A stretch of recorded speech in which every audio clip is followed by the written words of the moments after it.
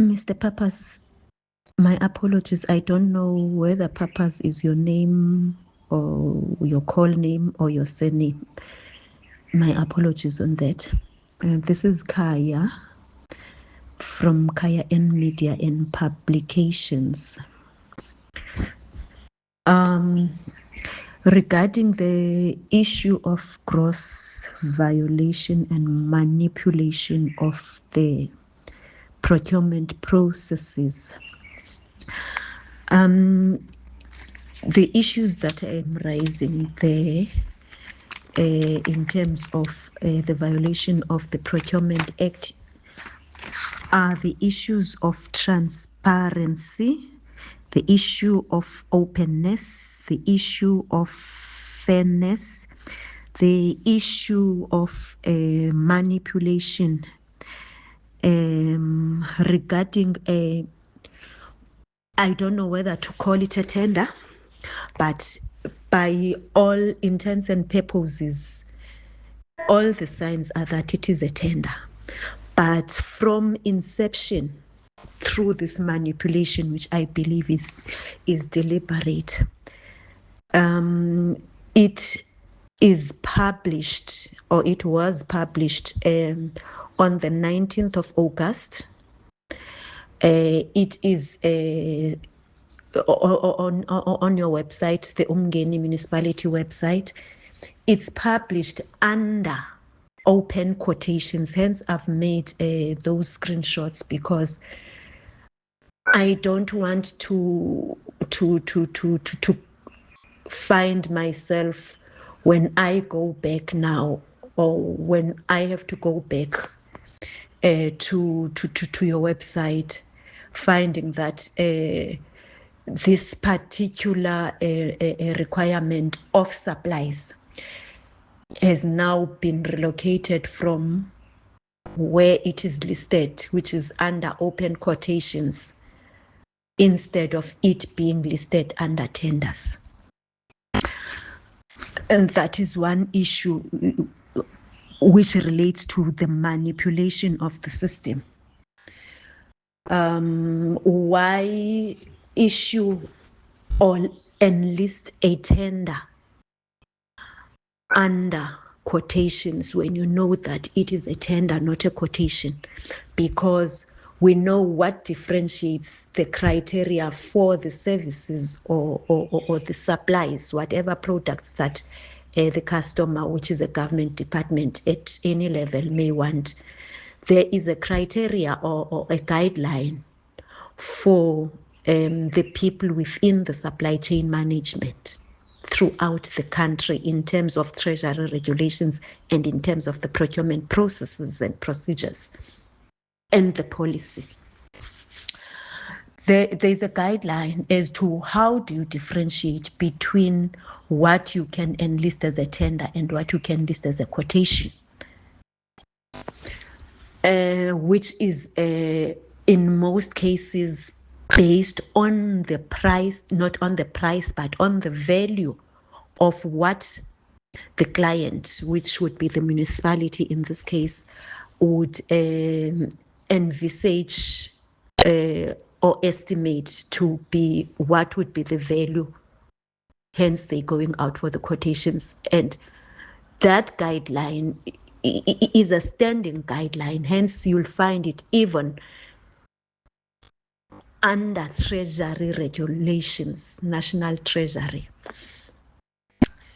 If or in the event where the particular government department or government structure, municipality does not, which that should not be the case, but it does happen, where the municipality in this case does not have the procurement policy, which now will be guided or extrapolated from the Act and trying to implement and practicalize the Act.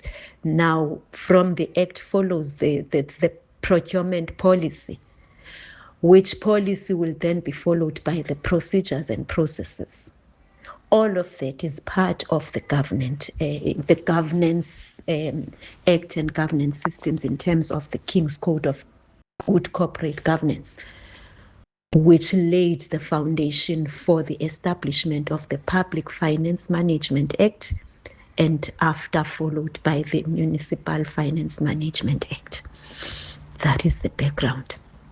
Now, the mere fact that this tender has been enlisted under quotations, it already raises a red flag.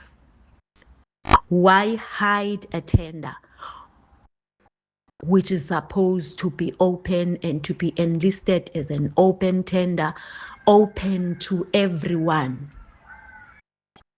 regardless of where that person comes from? Because it is a tender, which is normally, I'll give you an example. Anything that is above the value of 1 million, then the guidelines in terms of the treasury regulations and also in terms of the procurement policy would then determine that anything that is above R1 million must go on a tender. And anything below R1 million can then go on a quotation system. But then even within the quotation system, all of those things are also categorized in terms of the value of that service or the supplies. There will be different categories. For instance, within the municipal area of government, there will be different categories. There are supplies or services that are anything up to 50,000 rands. That also applies within the national government and provincial government. Anything up to 50,000, it's also a quotation, but then in terms of how long will the quotation be opened, it's 3 days because it's up to 50,000 rands. Then the next category is things, anything that is from 51,000 or above 50,000. It's the second category, which goes, which will be up to 200,000 rands. We're talking rands, of course. We're not in the US or UK. Up to 200,000, it's 7 days. And then anything above 200,000 up to 500,000, that is your third category. Usually with municipality, also depending on the size of that particular municipality, because if you're talking about the Joburg municipality, which is a bigger metro compared to Umgeni municipality, the budget of the two municipalities are not the same, because the revenue that is generated by the same municipalities, as well as the communities that are served by these municipalities, are not the same in terms of size. So with Joburg municipality, for instance, and I'm talking from an experience point of view, because I was once a chief financial officer of one of the entities of Joburg, the Greater Joburg municipality. So in crafting the MFMA and the procurement policies, which have been taken as a template by most of the municipalities, and they've been applied countrywide. So with Joburg, what you would have as a ceiling or as the ultimate maximum for quotations in Umgeni, if Umgeni is having 500,000 as the maximum for quotations, or the top category in terms of these categories that I'm talking about, which would be the third category as the maximum. With Joburg, you'd find that that third category, which is the top in Umgeni, or in eMalahleni in the Eastern Cape, for instance, because I know eMalahleni for a fact that their top category in terms of quotations is 500,000, because it's also a smaller municipality in terms of size and in terms of revenue, like Umgeni. There might be a difference then with Umgeni. Umgeni, it might happen that they also have a fourth category in the same way as your city of Joburg or city of Ekurhuleni, for instance, which now takes from 500,000, above 500,000 up to 1 million. But anything above 1 million rands ceases to be classified as something or categorized as anything that would go under the quotation system in terms of the procurement processes. It then falls automatically, and also in terms of National Treasury rules, that it must go under a tender. Now, the red flag here is the fact that it's been listed, this requirement for wall paints and brushes and paint trays and all of that, and masks, all that kit that goes with paint for walls and roof and everything. I will give you the particular or relevant reference number, which is 1,482. That is the reference that's been given there. And it is a reference for tenders, not for quotations, because reference for quotations, it's a different reference system. It will start with RFQ number, whatever. This one, it's just a number that is a standalone, which is in line with the reference number for tenders. Now, why enlist a tender which, based on the criteria of what determines what service or request for service must go under a quotation or a tender? It simply means it is above 1 million. And also, if you go into detail in terms of what is enlisted there, roughly a paint is 1,720 liters. And the municipality in this particular instance, because I don't want to talk generationally, I want to be specific with this. It's more than 200 paints that are required there.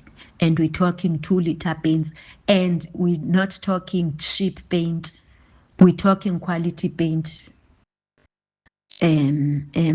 So it's definitely above 1 million rands, because on top of that, you are still going to have to incur other costs or to build in other costs, such as the delivery costs, delivery charges, and what have you.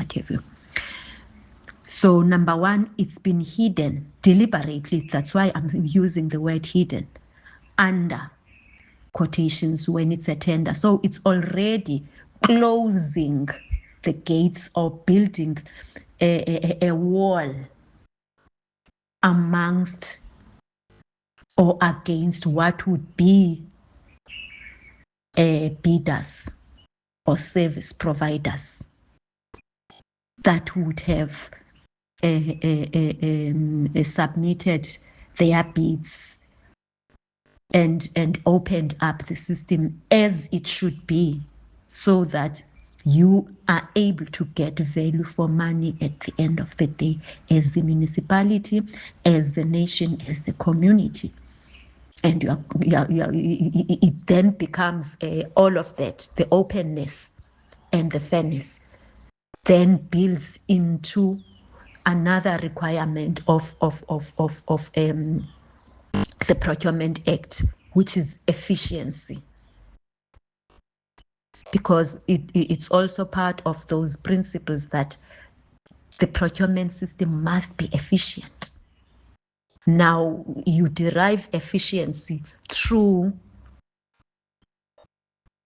meeting up these other requirements of openness, of fairness, of transparency, because the requirement for meeting efficiency is not a standalone and it cannot be taken into isolation.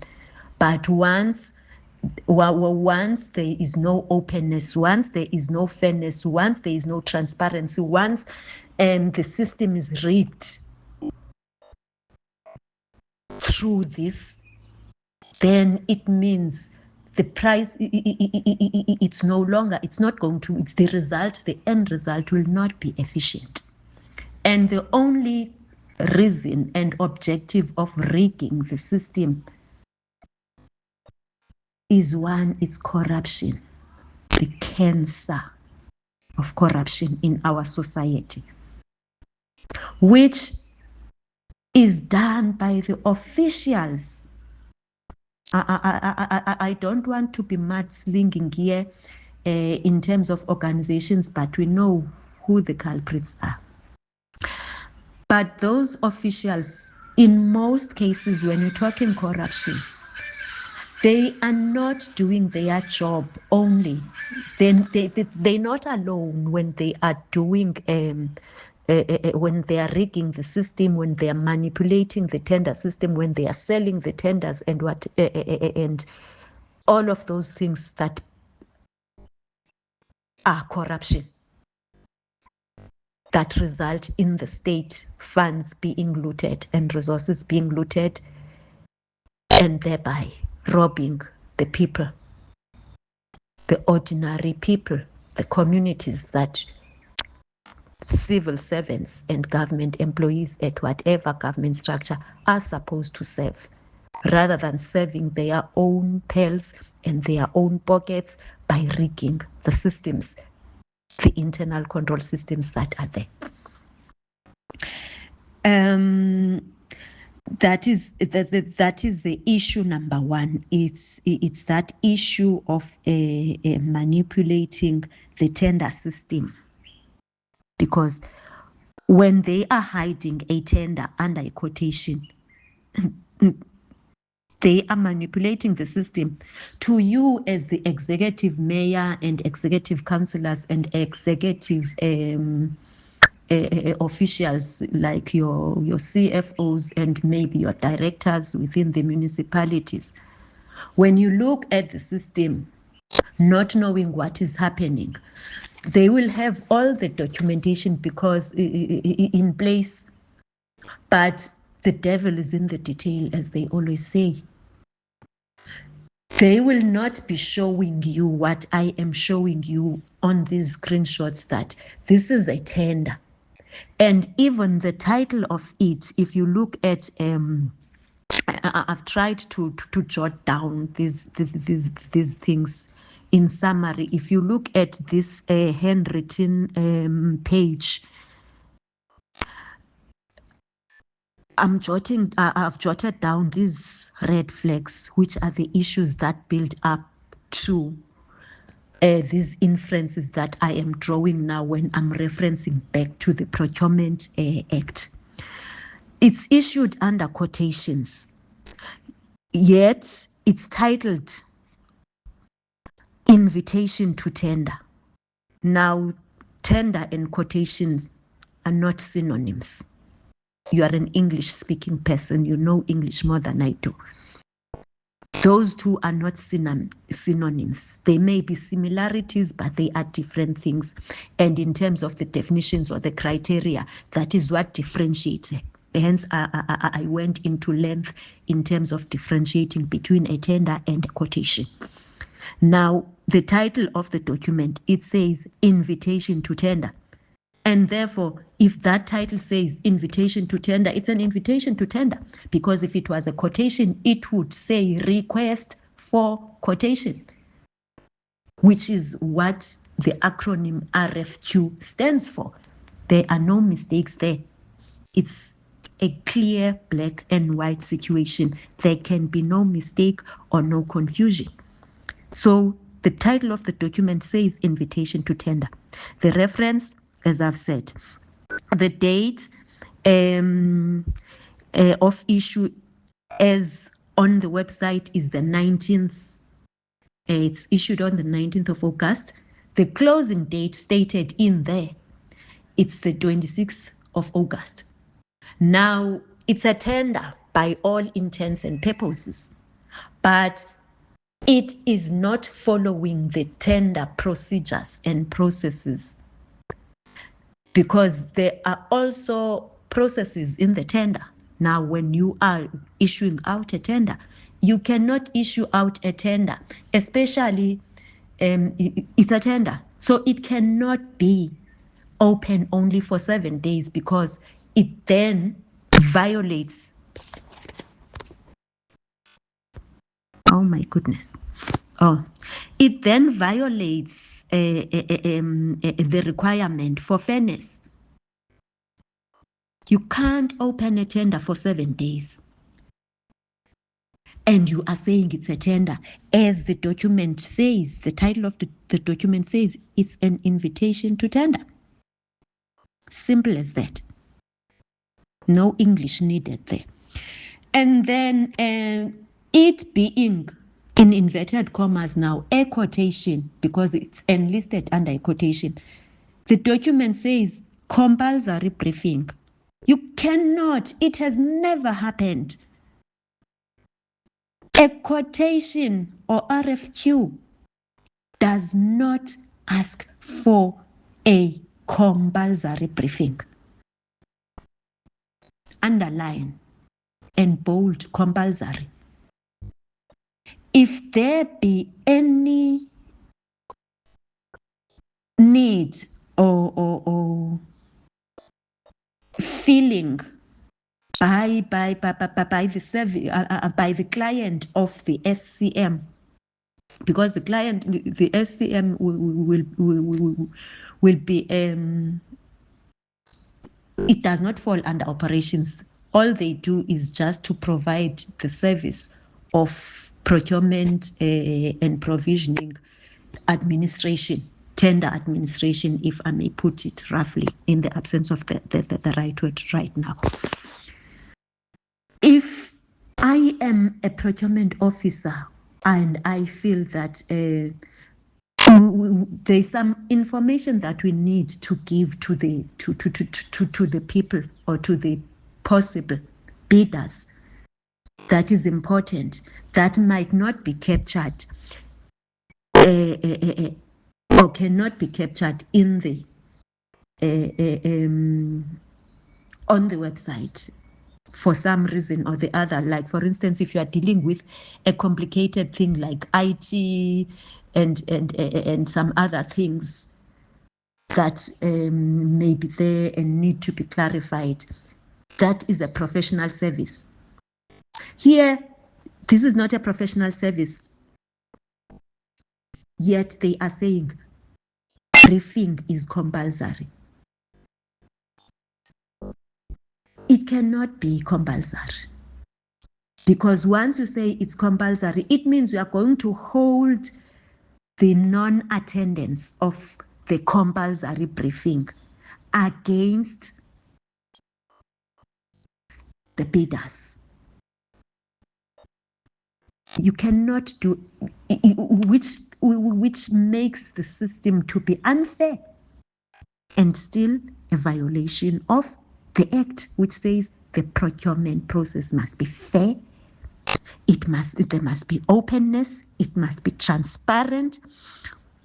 It must be efficient. Those 4 key principles, they cannot be sidelined nor manipulated in any way whatsoever, which is what your municipal officials have done, including their manager, the manager of the SCM, which is Esane Lekomo. I've also spoken to this morning, but he was wild. Well, I'm not there yet. I just want to put the case of the possible corruption that is being cooked by rigging this tender. Firstly, they are rigging it through enlisting it under quotations, whereas it is a tender. And then they put in a compulsory briefing. And then number 3, they are closing it within 7 days from the 19th up to the 26th, which does not give it does not give bidders for a tender system enough time to do everything that they need to do to prepare for a tender, to source the right products or services in order for the client, which would be the municipality, to get value for money.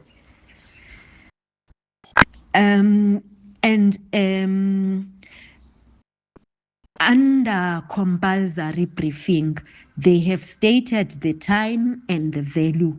Time is time to start. Now, another issue that falls under openness, which violates the principle of openness as stated in the PFMA and consequently in the MFMA, is they've only stated the start time for the briefing or the tender meeting starts at 9. They have not said there that we will also be applying penalty for anybody that comes late, and then define they are late. What is it that they mean when they say people have been late? Because to say late, it can mean anything if it is not defined and the criteria is not stated as to what defines late. Now, for a tender briefing that starts, which they say it's a quotation, up until the last time I spoke to them in that meeting with Sanele, who was very wild, who is supposedly a manager for SCN. Up until that stage, they are still in denial of the fact that this is a tender. They are still regarding it as a quotation. Be that as it may, I am asking one simple question. Where in this document, as you would see, Mr. Papas, on the document yourself, in the document, there is nothing like that that says, if you are late, and our lateness, what we regard as late, we define as late anything from 9:01 up until. If you arrive 1 minute past 9, we consider you as late. Nothing of the sort is said. Nothing of disqualification or denial of entry to the briefing, or when you have entered, or the locking out, by what time, if there's going to be a lockout for those people that come late, at what time.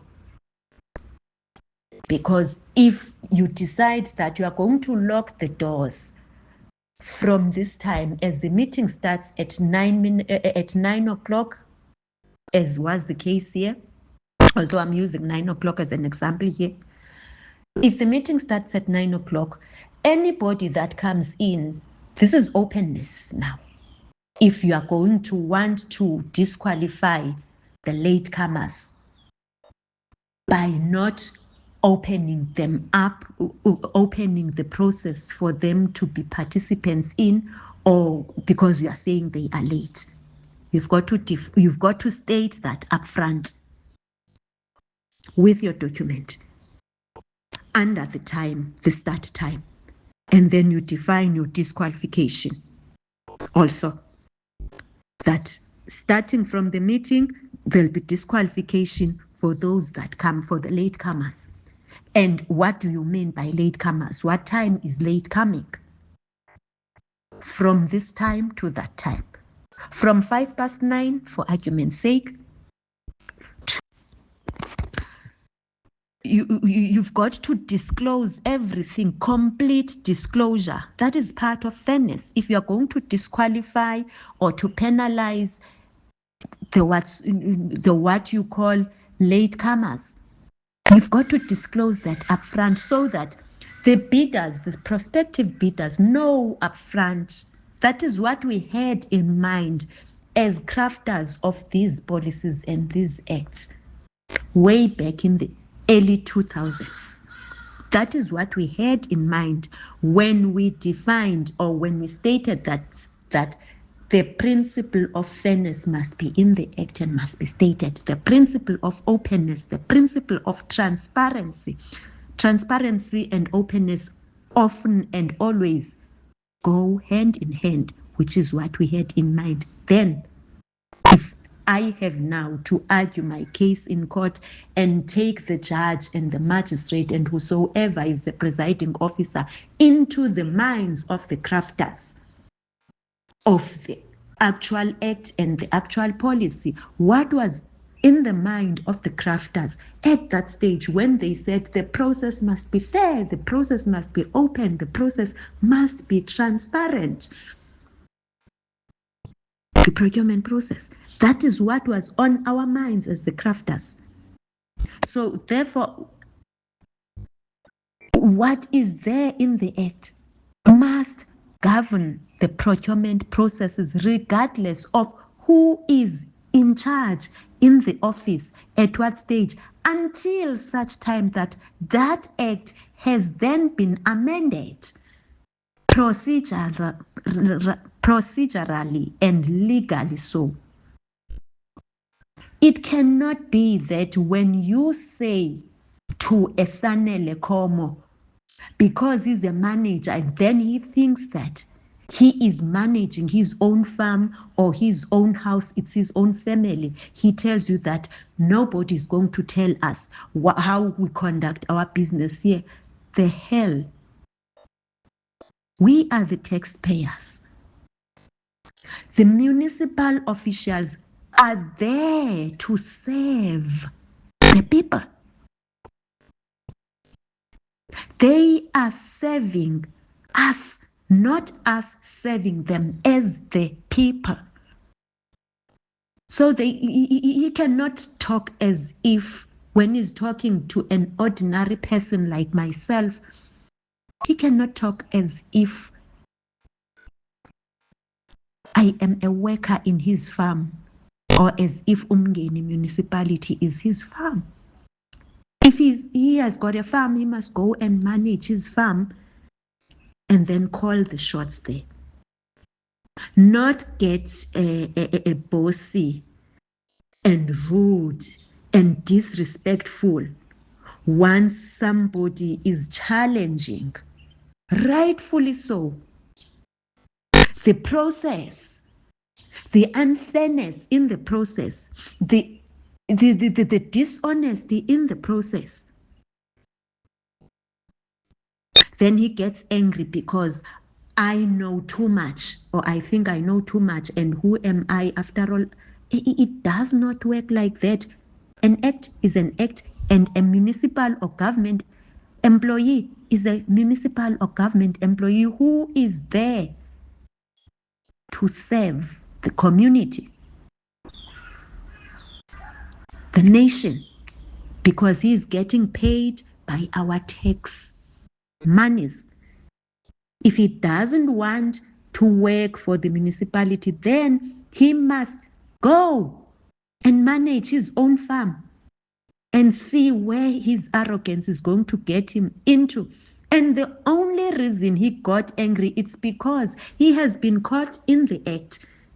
And he's not used, probably he's not used to being caught in the act, in the act of this corruption that they are doing, especially that between me and you and the rest of the nation, we know it is election season. And these thieves from ANC in election season, they will use anything and everything to loot the state funds for their campaigns, to buy the votes, to buy the people. so that they can go back to the office again and loot the state funds.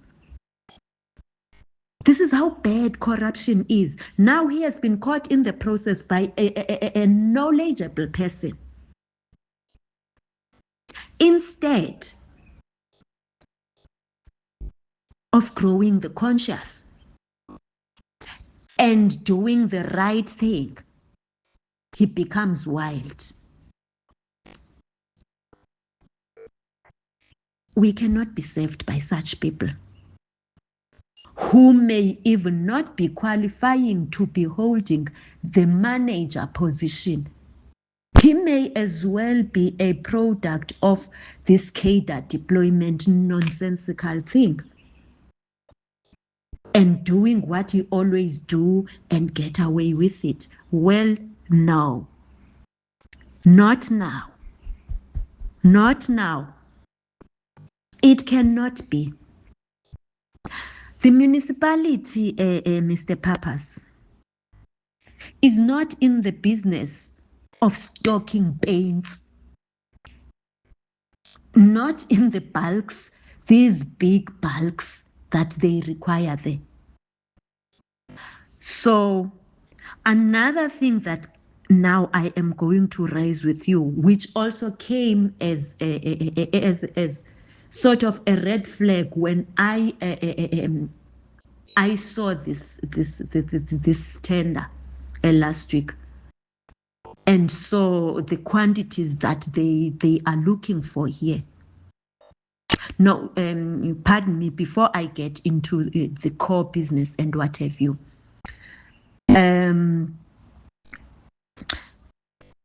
Let me go according to this. On the start time, I've covered that. Okay, I think I've covered all the 7 points that I have I have raised, which build up to the inference that I am drawing that this is a gross violation of the governance principles as stated and enlisted under the Public Finance Management Act, and relevant to the municipality, the Municipal Finance Management Act. So now I get to the meeting.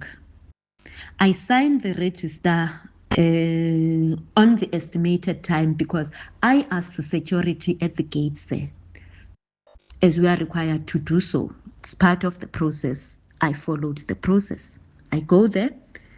I ask the security, what time is it? And then he just says, no, Sisi, just use the time or the next time that follows the person that is before you. There was a queue there, a long queue of the people that were before me.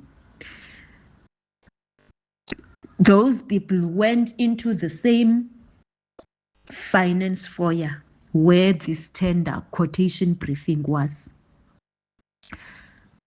They were allowed to come in. I come in after them as I was following them as we were signing the register there. Now, a few minutes,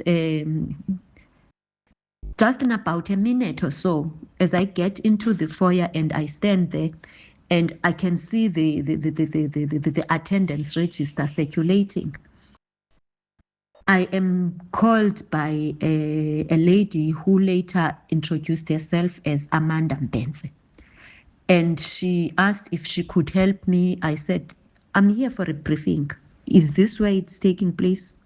Is this the foyer? Yes, but we can't allow you in. What do you mean? Because we finished now, we're done.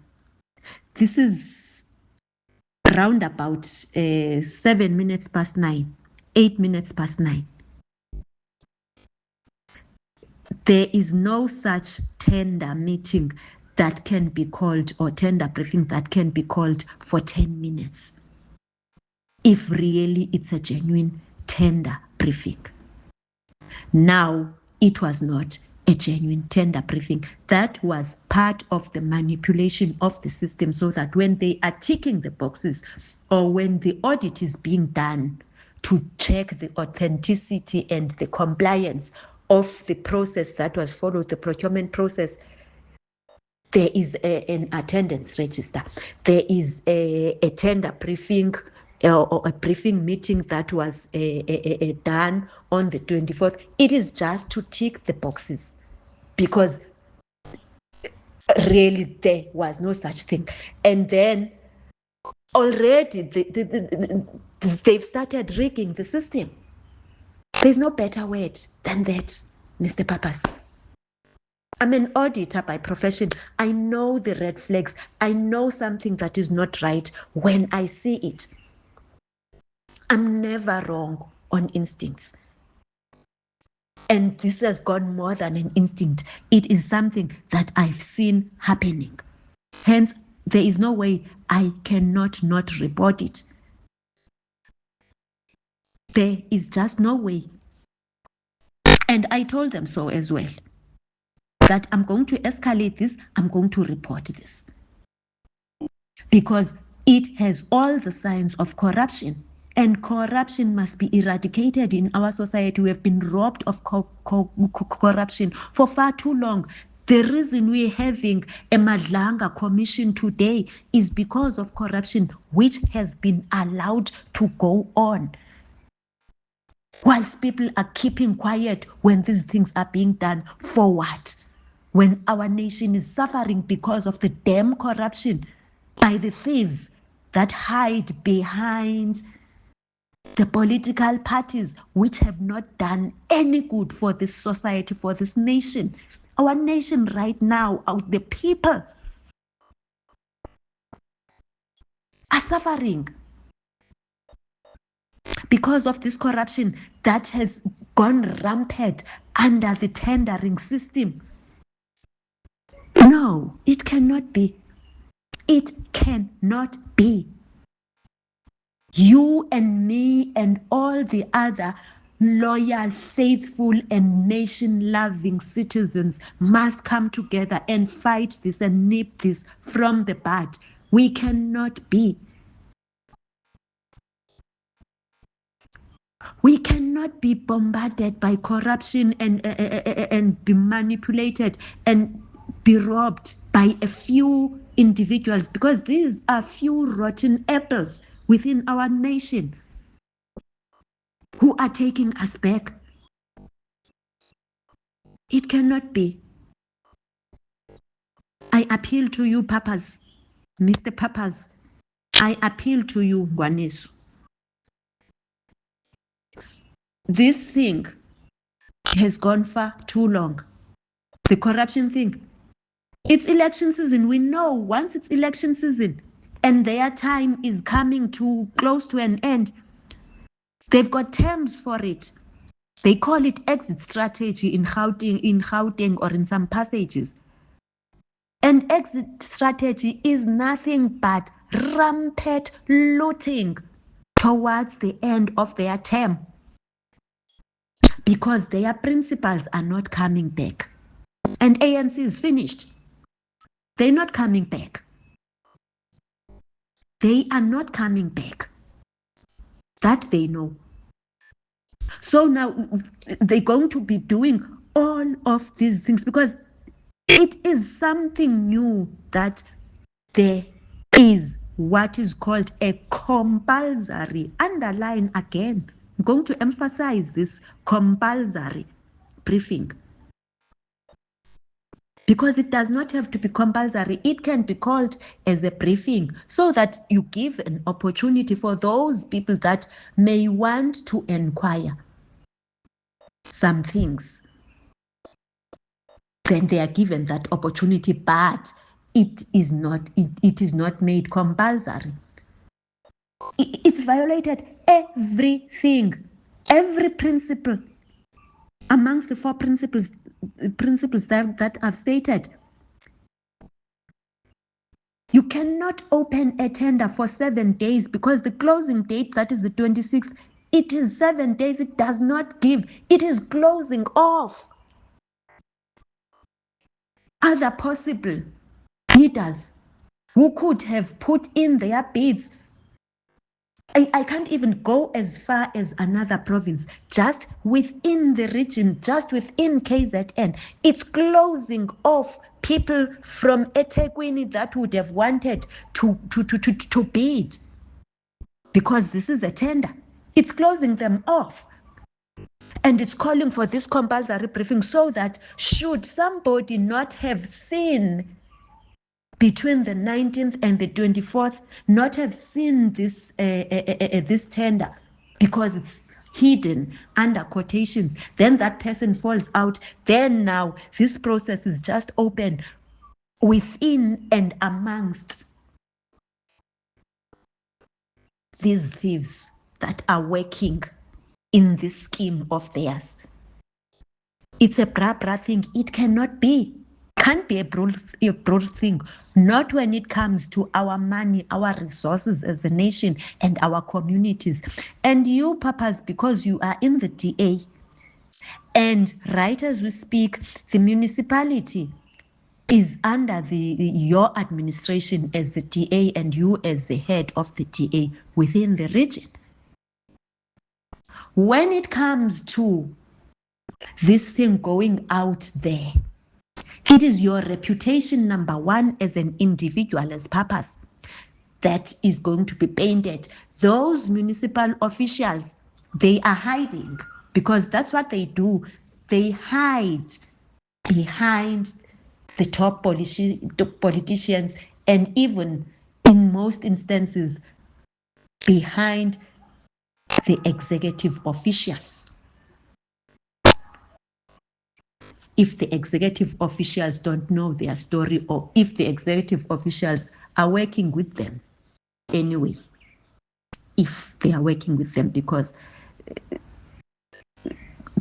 corruption is a syndicate thing. That's what we've seen. That's what we get to hear from Madlanga Commission every day. But in the Madlanga Commission, it's the Tshwane Metro that is mentioned. It's the Joburg Metro that is mentioned. It's the Ekurhuleni Metro that is mentioned. These smaller municipalities, that is where the rot is, because those that were looting at those bigger metros, they've looted them dry, and now they have planted their people in the smaller municipalities to loot, not to deliver service, to loot. So it's your reputation as an individual, young as you are, Mr. Papas, and also the organization on whose ticket you have contested, and you are ruling this Umgeni municipality. It's your reputation. When they are campaigning,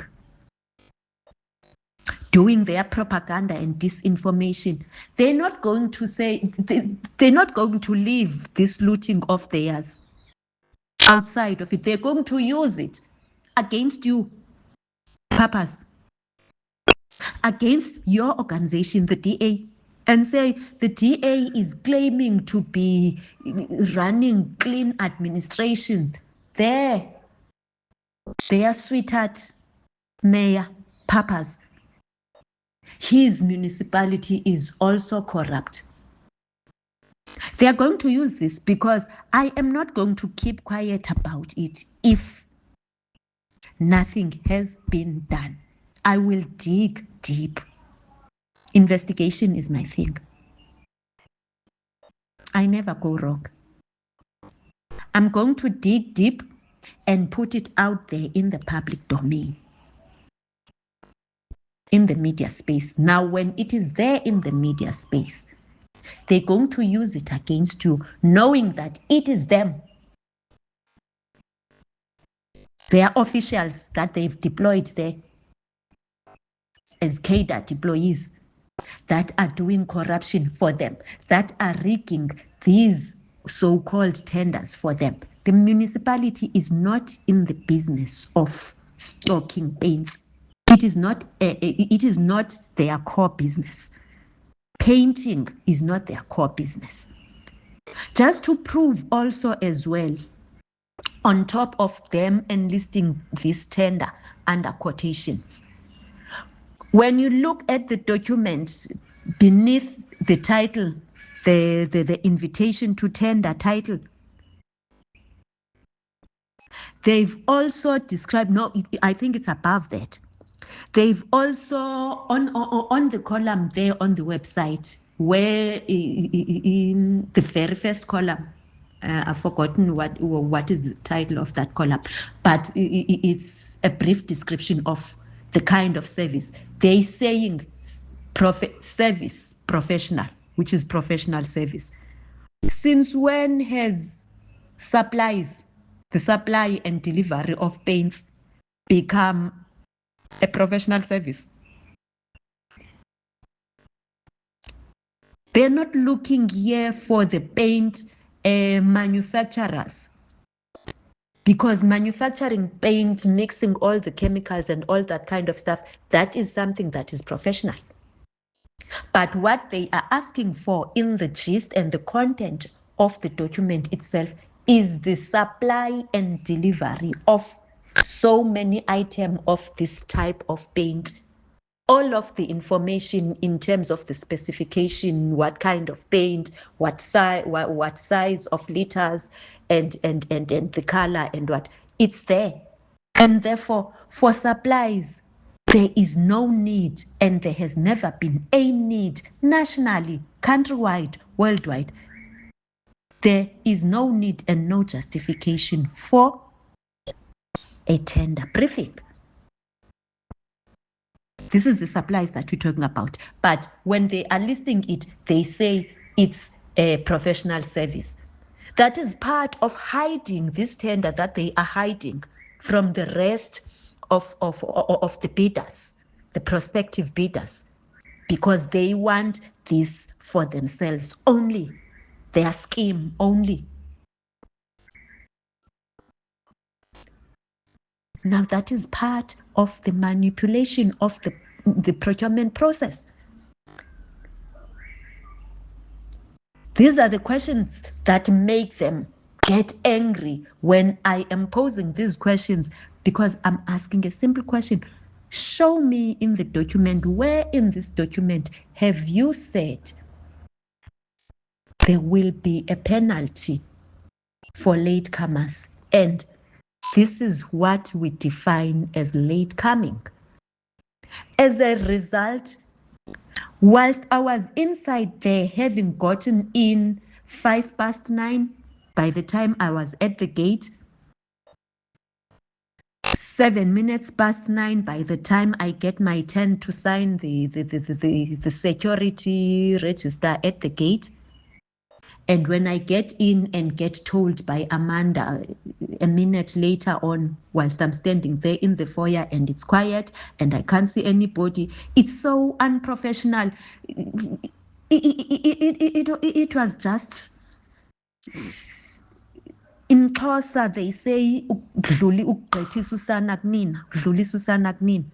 it was just a ploy to tick the box when it comes to tender, that no, this tender has been done procedurally. It was advertised. Of course, they're going to, when they are put in a tight corner, they lie, they come up with things, they can change the date. Who's going to know? Hence, I made those screenshots. They're going to say, no, all the processes were followed to the letter. Meanwhile, they have manipulated the processes. They've listed it under quotations. They've listed it as requiring compulsory briefing, which is a requirement for a tender, and they've listed it as a professional service when it is the supplies. So they've closed the competition, the gate for every other person who would have computed. They are creating a monopoly. Suppose really there is a need for these paints. Let us say, for argument's sake, there's a need for these paints. Because they have done things the way they've done, that gives them, they've closed out other people who could have given competitive not only prices, but values and value for money. In the end, this is going to be expensive because whosoever now is they're going to give this to, it's going to quote ridiculous prices because they've already rigged it, they've already cooked it. Maybe it's for the Red Berets, who knows? Because at the Madlanga Commission, we hear that the Red Berets, CIC, puts in whatever. Maybe it's for the black, green, and yellow. Already, those are the things that tell us, as prospective bidders, that this one already has got a name tag on it. And I can tell you now from experience and from the knowledge, because it's no longer a secret, that there are no paints that are going to be delivered. Now, I would go as far as checking and also asking you to check, and also requesting you, Mr. Papas, to give us as part of this investigation now, because it's become an investigation. We'll get to the bottom of it.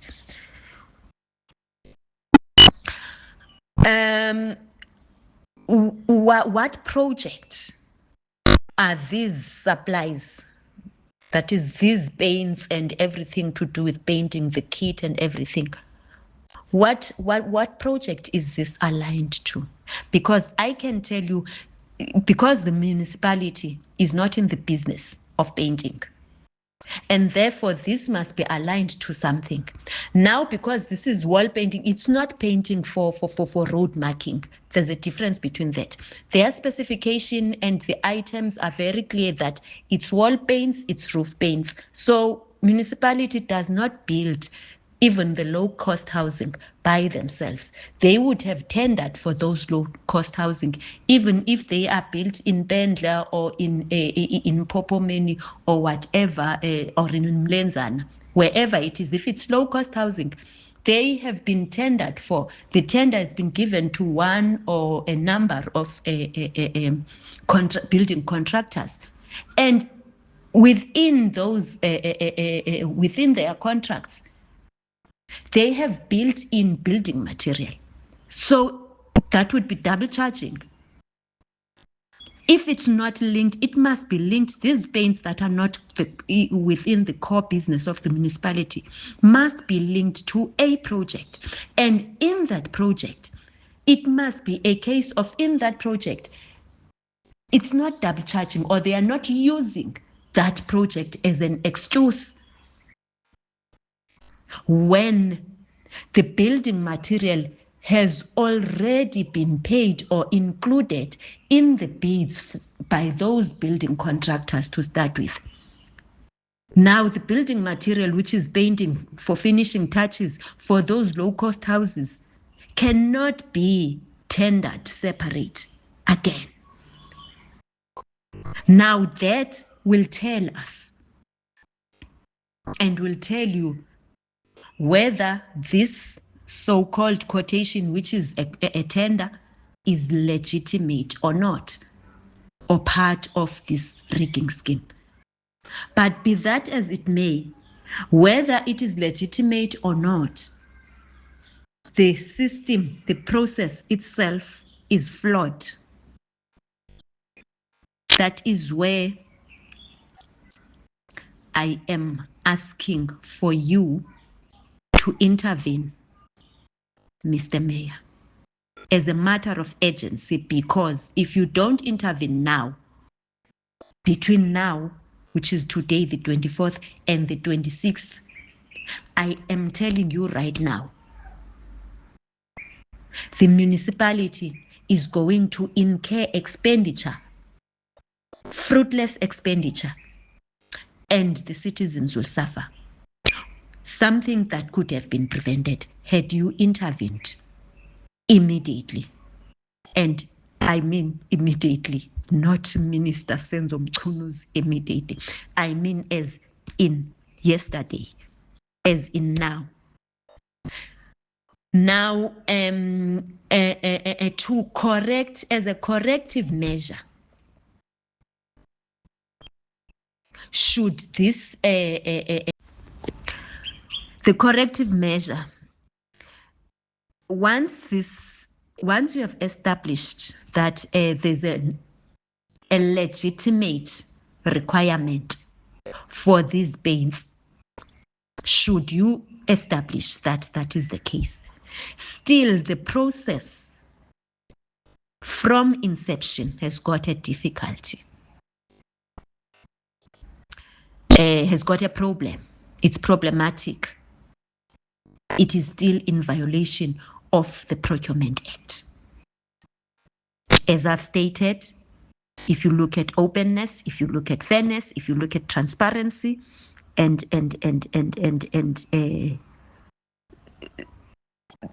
hiding of a tender under quotations, and those things will subject or expose the municipality to unnecessary litigation by prospective bidders who have been denied the opportunity to bid and therefore to offer the municipality with an option, a better option and value for money.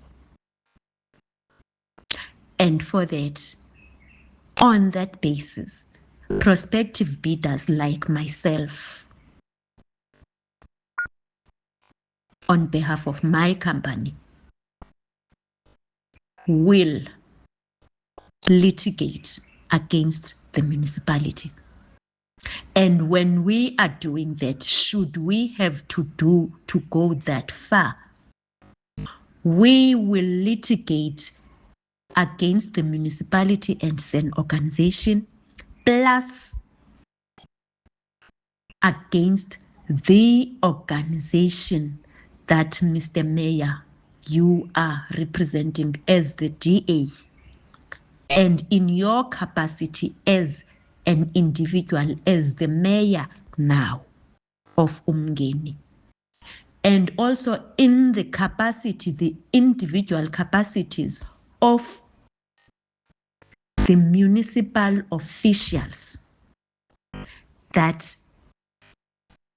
have done this. That would be Sanele Komo, that would be Mbongeni Zuma, that would be Amanda Mbenze, and the lady in the picture that I have sent. I've sent you her picture because she was talking a whole lot of nonsense and disrespectful and defending this thing and unprofessional in that finance foyer. And when I said, okay, I am going to escalate this to the powers that be, fine, you can do that. Give me the name so that when I escalate, I would not want to say some other lady or some woman. That would not be professional and that would not be right. I need to report things as they are, to say, this is what happened. And then so and so said this, not some other person. Can you give me your name and your surname so that I then report things correctly when I am escalating this wrong thing that you are doing? Because they failed to show me in the document where it is stated that because I am late, number one, according to them, and where in the document have they said that there will be a penalty against latecomers? Why have they not declared or disclosed that? Show me in the document. Then they became angry because in actual fact, I'm not late when I am there at 7 minutes past 9. The meeting is supposed to be still going on. We've attended hundreds of thousands, if not thousands, of tender briefings. People had been coming as late as 15 minutes after the start time, but they've never arrived 10 minutes before, 10 minutes after, or 7 or 9 minutes after, and been told to go back, get out of the meeting because you are late. It has never happened. This was the first time. And it should never happen. Not when it's not disclosed, because if it's not disclosed, there has not been openness. Let me thank you for listening to what I have to say. That is why I decided, let me, for as a first point, and also to allow you time to act on this and do whatever intervention that is necessary on time, not after. That is why I thought I should record a voice note so that you have time to apply the corrective measure, which corrective measure would be to put a hold on this. And then if there really is a need for the paints, then the notice gets issued again on the website. It gets publicized, and if it's a tender, if they still want to publicize it as a tender, and in terms of the requirements and the criteria should be publicized as a tender, they must follow the procedure and processes and policy and act to the latter. If it's a tender, in terms of the criteria and should be done as a tender, it must be publicized as a tender. And therefore, when it's publicized as a tender, it must be publicized under the subheading, under the sub-menu of tenders, not under the sub-menu of open quotations on the website, as where it's listed under SCM, which is part of the menu. Because on the menu on the website, the SCM is part of the menu there, and then when you click on the SCM, you get the sub-menus there, or subtitles, which are open quotations, and then below open quotations is tenders. They must advertise it under tender so that it gets seen by everybody that is looking for a tender. Because if you're looking for a tender, you're not going to go under quotations sub-menu because you are looking for a tender. So they were hiding it by putting it there. That's corruption. We know those tricks. And once it's a tender, it must then comply with the time that is stipulated even by the Treasury regulations if Ngeni municipality does not have a procurement policy that has been approved by the mayoral council. If it doesn't have the procurement policy, then the Treasury regulations, which are uniform throughout the country, must apply. It's what must be followed. And we cannot be told that when you're asking a question, why have you not disclosed this on the document? And then people say, no, it's our internal processes. Internal processes can only go as far as human resource things are concerned. Then they become internal. But once something affects external people, like prospective bidders and suppliers and the fruits thereof, the community that must benefit from whatever process that is taking place, it ceases to become an internal process. You can therefore not say, like Amanda Mbenze said when I was asking her, why have you not disclosed that? And why are you, what's the definition of lateness? And then you say, No, it's our internal processes, because I'm asking it where it is dated on the Act itself and the Procurement Act, because it's not there. They know it's not there. Hence, now they are hiding behind, no, it's our internal processes. It cannot be. It just cannot be. They must follow the processes and the procedures and the Act to the letter, not just tick the boxes whilst they are making room for the looting. No, it does not happen. Thank you very much, my brother. God bless you. You can respond on this, and you can also tell me if over and above this you also would like me to give you an official kind of thing. I can do that, but at a later stage. But I need an urgent intervention, as you would know that this needs to be acted upon urgently before the closing date, so that it gets cancelled and called off, and should there be a need, the process is started afresh again. And when it's started afresh again, it cannot be including those very same people that have been part and parcel of this cooking and rigging of that tender. Some other officials or some other procurement team within the finance department have to.